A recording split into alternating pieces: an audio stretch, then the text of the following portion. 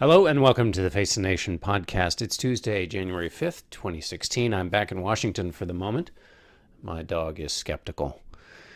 We spent so long thinking about this campaign and how it was years off and how everything was too early. And now the voting in Iowa is less than 30 days off. So this is for real. The first thing that means is that every campaign has to make a decision. Every time they make a decision about where to put the body, the candidate's body, or how to spend a resource, it's a life and death decision. Before they could say, well, maybe we'll spend some time in Iowa, we'll spend some time in New Hampshire. Now every day they spend in one is a day they're not making gains in the other.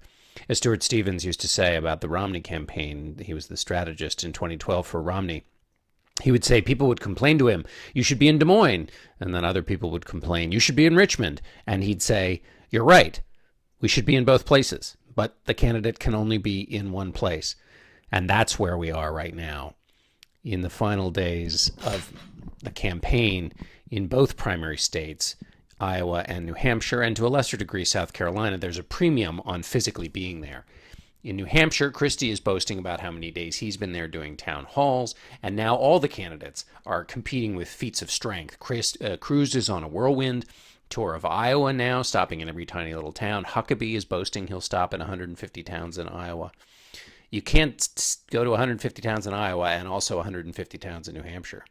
It's usually the case the candidates have to show themselves out there working because this is part of the myth in both of those states. That's true of every candidate but Donald Trump. His voters don't seem to care if he pays them the kind of deep attention we have always heard about in these campaigns. In fact, Trump makes a virtue of this. He talks about how voters want him to be regal and apart from them. He said Romney tried to hide his wealth when he ran. Trump, of course, rolls around in it. His lush and lavish houses and apartments, his gargantuan plane that he buzzes over stadiums. He also said that, Jimmy Carter used to carry his bags, and Trump sniffs at that. It says it doesn't look presidential. So you're not going to see him in a diner shaking hands with somebody who might still have egg on their sleeve. But if Trump doesn't have to do this, the other guys do. And where do they go? Iowa, New Hampshire, South Carolina?